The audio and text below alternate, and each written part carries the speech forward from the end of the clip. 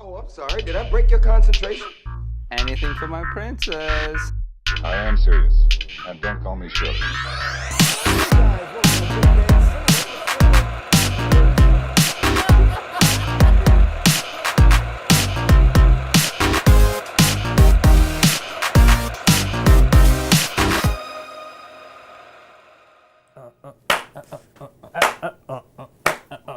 Hey, welcome to Big Bang Cinema. My name is Isaac Clappy Dappy Anderson. I'm Tyler.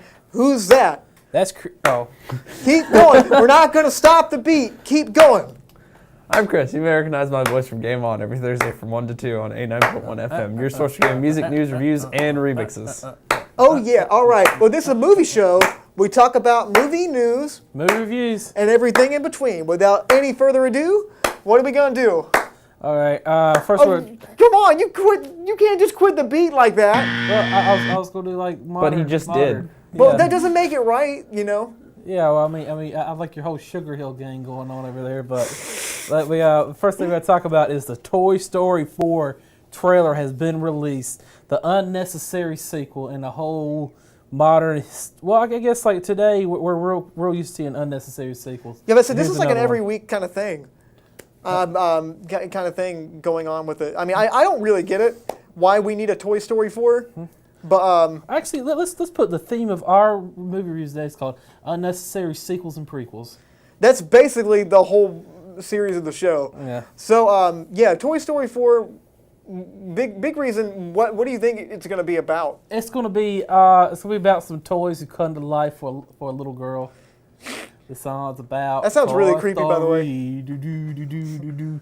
The song's about Toy Story. Okay. In case you don't know, Toy Story 3 ended with Andy, the protagonist, aka of the movie. He winds up giving his toys to a young girl that needs them because he's going away to college, and it ends with them kind of waving bye to Andy and them going on with their new life with the little girl. Yeah, but- Great ending. Why do you need to do this more? You know? I mean, because you can pretty much assume the way things were going, it's going to be the same adventures from starting over the little girl. I mean, it was Andy growing up, and it was them accepting to let Andy, because the whole time in the movie they're trying to get Andy back, and then they finally accept that Andy is gone. Yeah. I mean, that was a wonderful ending. I mean, where could you go from here? Is the thing. Yeah. There's no real place you could go besides doing soft reboot. I mean, and I mean, it's like adding a fifth season. I mean, you don't need it. I mean, it was perfectly the way it was before. Yeah, and I don't know, Chris. You know, are you a big fan of the Toy Story movies? Oh, I grew up watching them. Okay. Oh, Well, God. what are your thoughts on this fourth movie? I don't know. I really don't know. Like, I kind of have the same sort of feeling that y'all do. It's just like, the third one was such a sort of like good ending to the series. So, I mean, I really don't know if the fourth one is necessary. Oh, it's or not. if it's going to be good. No. See, also, this is probably one of the first Toy Story movies that John Lasseter's not involved in, because if you don't know, John Lasseter left Pixar for some reasons that you can just Google. But I don't know. He was like really the heart and soul of those movies. And I don't know. I'm very disappointed in. Well, I couldn't be more disappointed in Pixar's after, you know, like Cars 2 or anything like that. But I mean, you know, Pixar is known for their quality animated films. You know, everyone else kind of makes, you know, schlock every now and then. But they were always known for making the thought-provoking, really interesting, compelling films, even for adults. But now they've reduced to like, well, we gotta bring up the stuff that people recognize. So that means dragging up Monsters Inc., dragging up Finding Nemo, now dragging up Toy Story. And you can only make this worse. But that's just my opinion. I think I'm done talking about this. You guys anything else to add? Ratatouille 2. I'd want to see that more than this. Yeah. Actually, thinking about it, I just thought about this. They might be dragging up Toy Story again because of the soon-to-be-released Kingdom Hearts 3. I was thinking that. Does feature a Toy Story world. I doubt that a video game coming out from a series that no one's really played in a long time. I doubt that's going to really? the release. Really? Of Oh, yeah, I think that. Well, I mean, Kingdom Hearts aside, I get what you're trying to mean there. I feel like nobody. This is just a little side note. I feel like nobody would want to play in the little girl's house that we don't know anything about. We want to play in Andy's house, but that's beyond the point. Well, I think they're sort of trying to piggyback on that hype Probably so. I don't know. I think it's just they're smelling the money and they're following it. But anyway, speaking about smelling money and following it, Pikachu, Another unnecessary movie. Detective Pikachu has become a movie. And so we talked a little bit about the voice actor that actually got cast as Pikachu. I think we have a clip of it right here. I don't know how I'm feeling about it. Can we play the clip real quick? Yeah, I wasn't the feeling voice it actor? either. Whoever you are, I know how to use this. I'm animated. I'm a throwback. I'm here.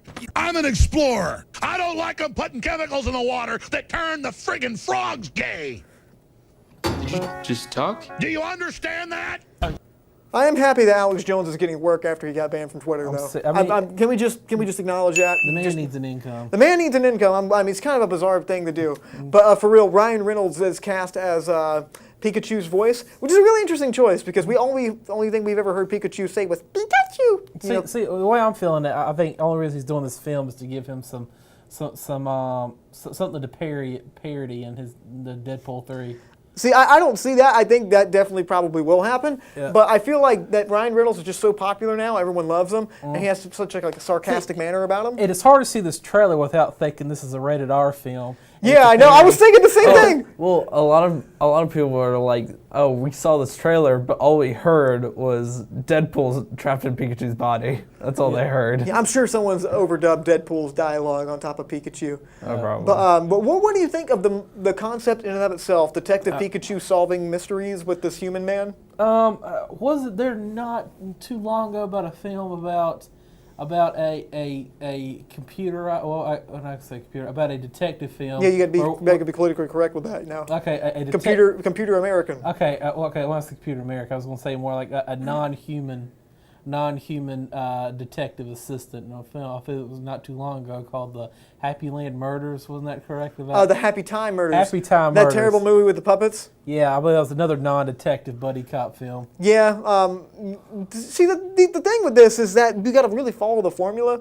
With this, you got to have the beats that are typical on these kind of movies, except you just do them in all these different worlds. That can work, but does anyone really want to see, like, I don't see people, like, breaking down the doors, like, we got to have a Detective Pikachu movie, you know? It's like, I don't know, to me it looks like a really long college humor trailer.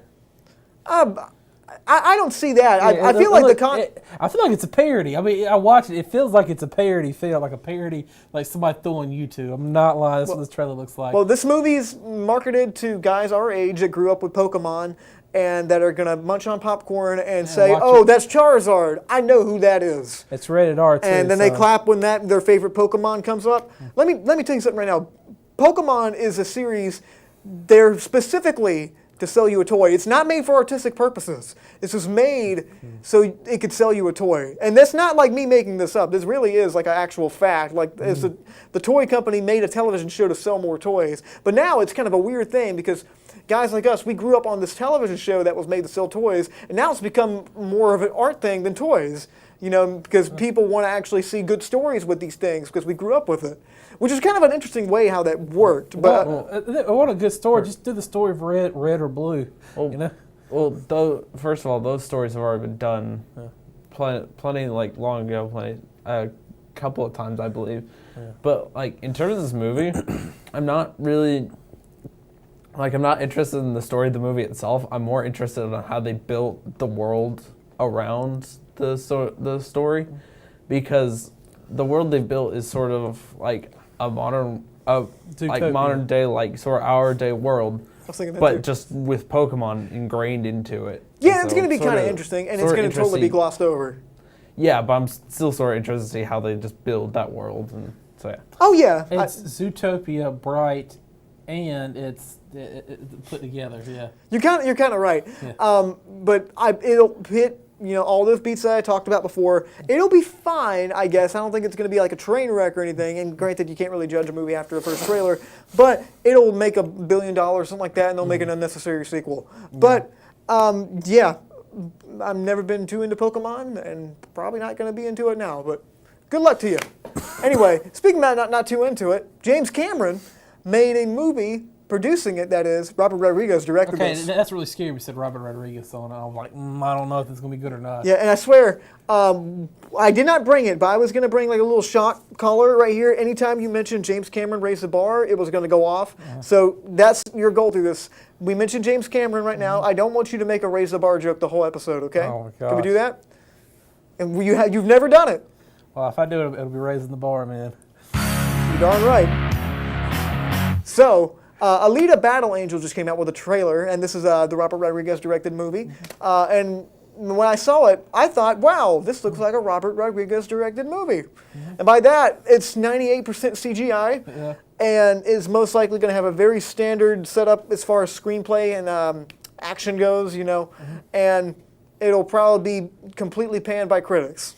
Most likely. But I think this is based on like an anime, right? Sorta.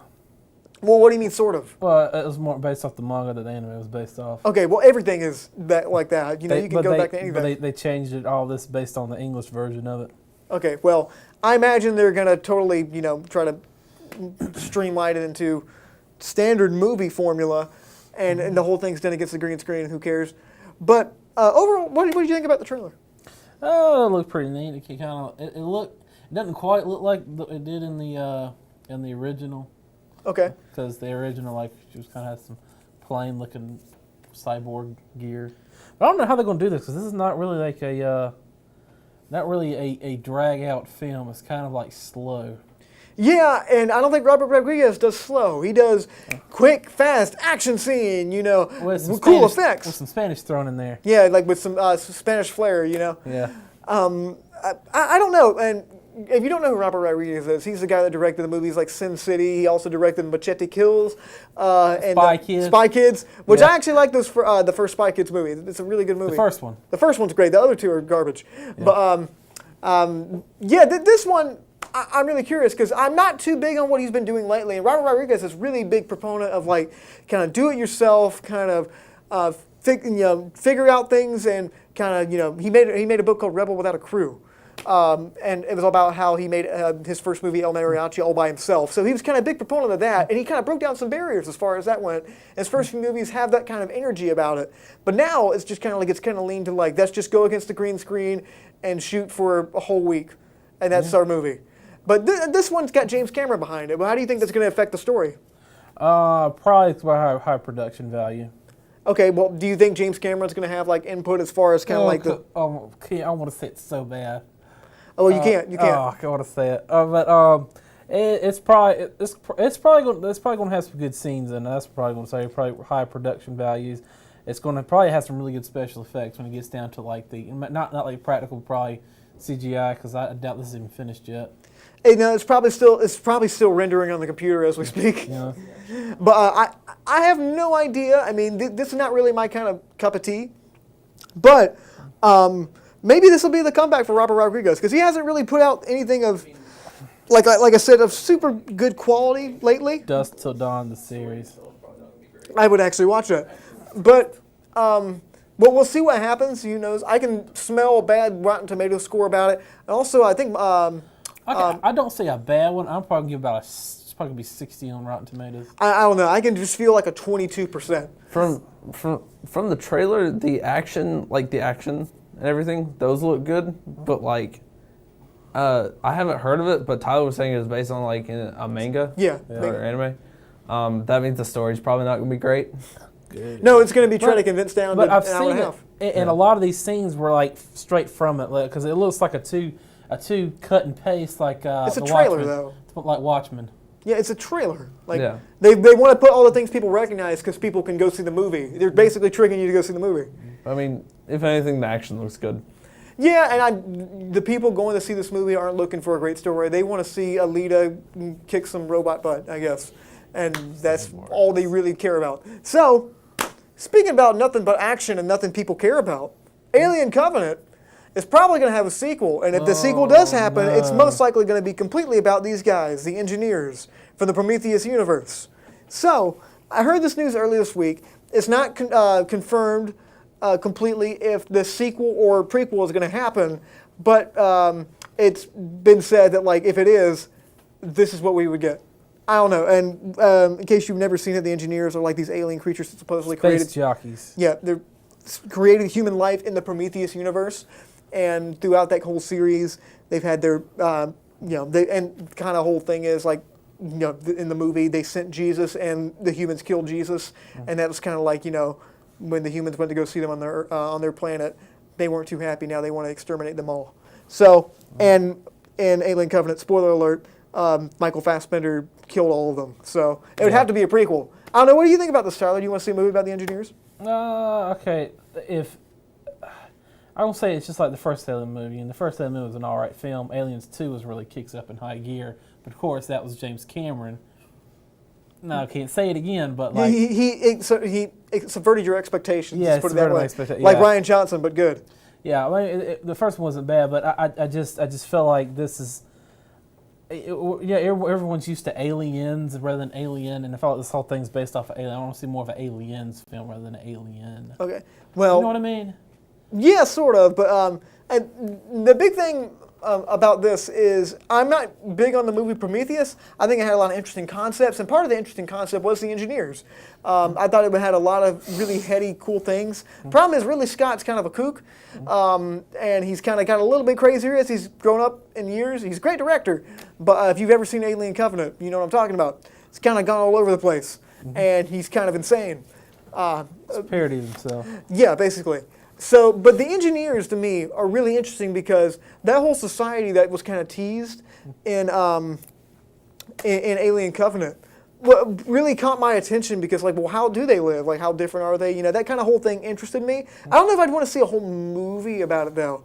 I would kind of want to see like how they live and kind of like their lifestyle because it felt like such a waste for Alien Covenant to just like kill them off, all of them, and not have a single one left because we really don't know too much about them. And granted, knowing too much about them might kind of ruin it.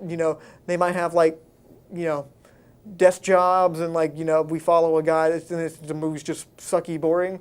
And it's like, oh, is that really what it is? And it kind of ruins the imagination. He's a loose cannon cop on the edge. Oh, gosh. And that would suck. But I don't know. I would probably, remember the shorts they did for Alien Covenant before they came out? I would be interested in seeing one about the engineers, a little short about that. That would have been cool with me. I think that's all it really needs. I don't know if this movie gets made.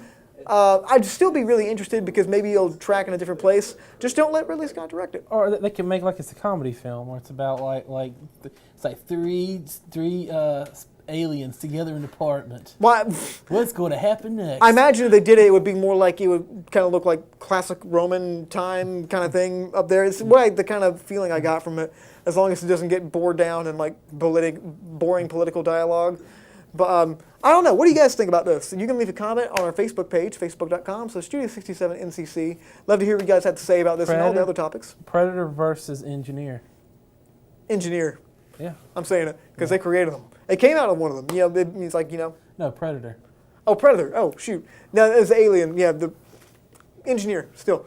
Guys, thank you so much for watching. When we come back, we got a fun segment. Stay with us. When it comes to culinary arts, Nash Community College is here to turn your burning passion for food into a career. Our chefs, with over 70 years of highly qualified industry experience, are here to point you in the right direction, teaching and handing down classical culinary techniques that will improve your skills and help you cut your way into the food industry. Gain invaluable experience, vital to cooking and preparing delicious food, served in a personal and creative environment. To learn more about the Culinary Arts program, visit nashcc.edu.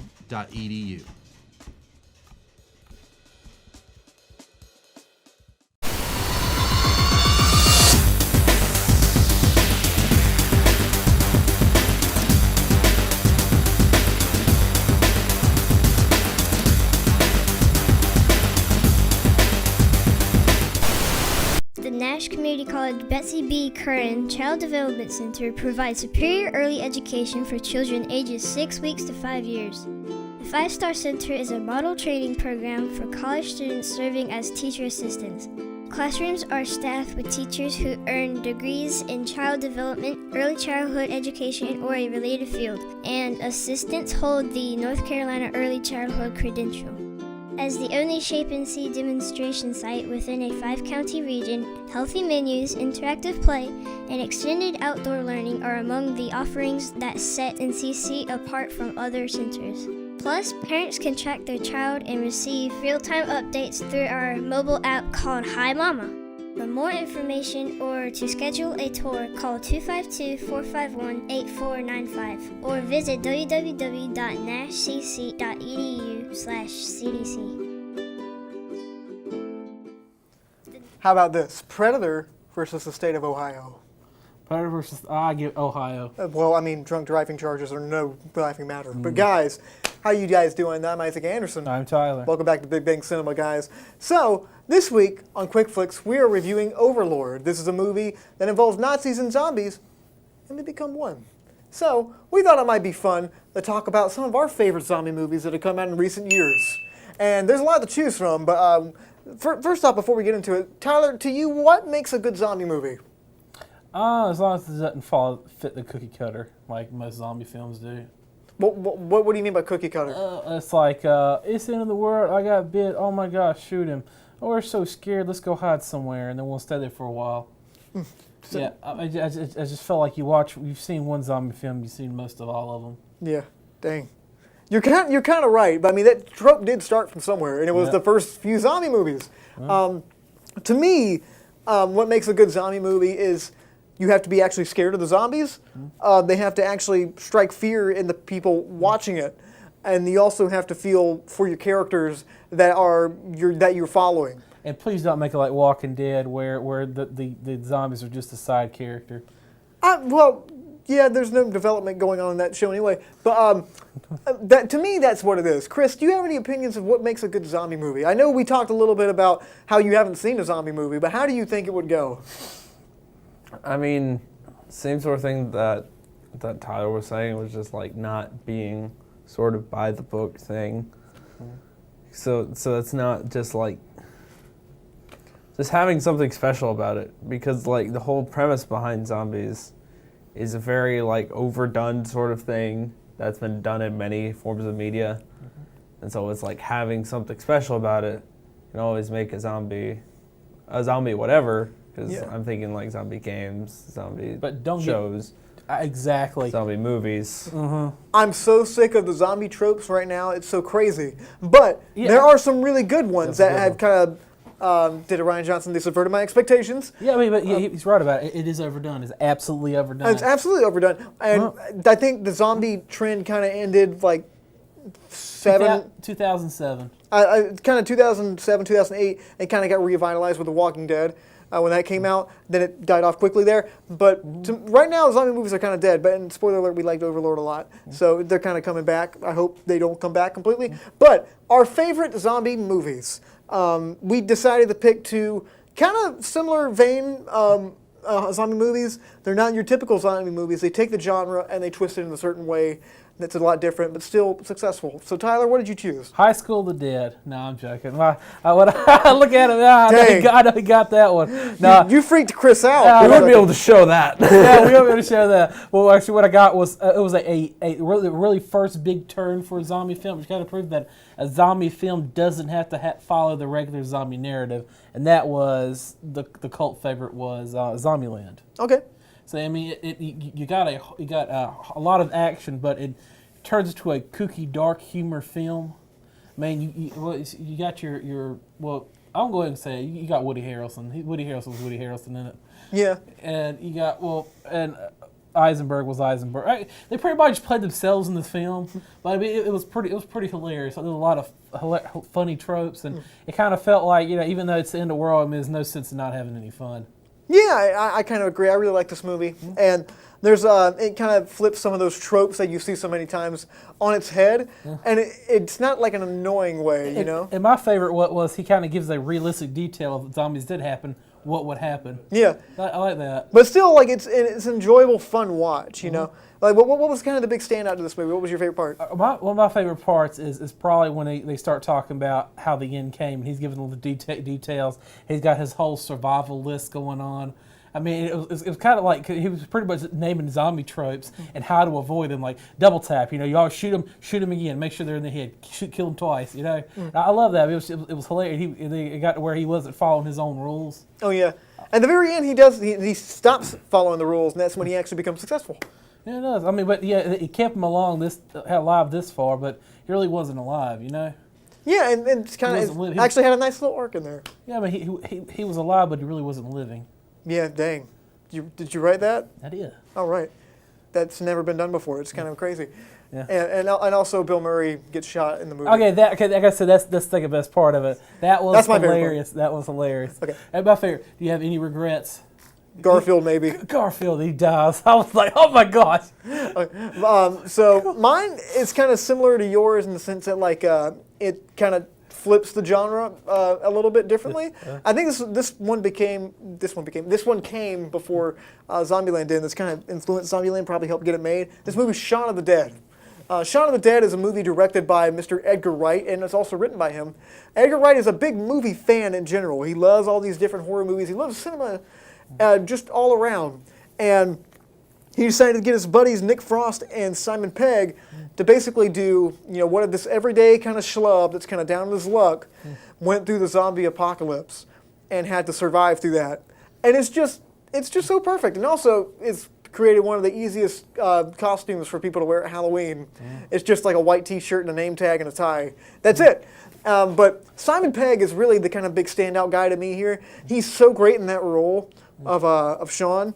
It's so wonderful the way he acts. Like, he just does not want to do anything. He doesn't want to kill any of the zombies. He just wants to, just go through his life. He doesn't want to do anything. Go to the pub and get a drink. Yeah, well, his buddy does. Nick Frost wants to go to the pub and get a drink. Yeah, that's the whole quest. But this one is straight up really funny, but it also treats the subject matter very, very seriously. There's times where you laugh, and there's times where you're actually kind of scared for the characters. And it's that really nice balance that so many people tried to rip off after this. And to me, it's kind of a shame. This is such a unique and fresh take on this genre. It's kind of a shame that it keeps getting ripped off like this, because there was tons of movies back then that tried to rip off that kind of style. But Edgar Wright really definitely is the heart of this movie and why it was so great. And he used all those tropes in a certain way to kind of give us a different feeling than what we're used to. But yeah, it was a zombie film, but it was more of a satire of modern life. Yeah, and it had an actual serious message to it. It just wasn't like, can you believe these zombies are going out here? Wow, kooky madness. Can you believe what's going on? Can you believe you shot that zombie? They're zombies. And wasn't that, because I think that sucks, it actually treated it, fairly seriously. But one of my the one scene that really stood out for me this whole film was after the zombie apocalypse came, and he pretty much goes about his daily routine and doesn't notice anything's wrong. Oh yeah, doesn't that say something about how we act as people? I thought that was really interesting. There's so many things we could talk about all day, but we actually got to end the show pretty soon, guys. If you have any comments, questions, or concerns about the show today, you can leave a comment at facebook.com/Studio67NCC. I would love to hear what you guys have to say. Tyler would love to hear what you guys have to say. Chris would love to hear what you have to say. Hunter, we don't know where he is. But guys, thanks so much for watching. Next week, we're going to be reviewing Fantastic Beasts: The Crimes of Grindelwald. And where to find it. And where to find it. And at your local cinema, I guess. Yeah. But guys, thanks so much. And also, Quick Flicks tomorrow, we're going to be reviewing Overlord. It's reviewing, is what I'm saying. My favorite anime. What? Oh wait, right. I got that mixed up. Okay. Overlord, the series, right? I don't keep it. There's 50,000 animes. Guys, thank you so much for watching. My name's Isaac Anderson. I'm Tyler. Oh, you're late. And I'm Chris. Thank you. You missed the beat at the beginning of the show. You missed it at the end. Okay. Stay lovely, guys. I'll see you next week.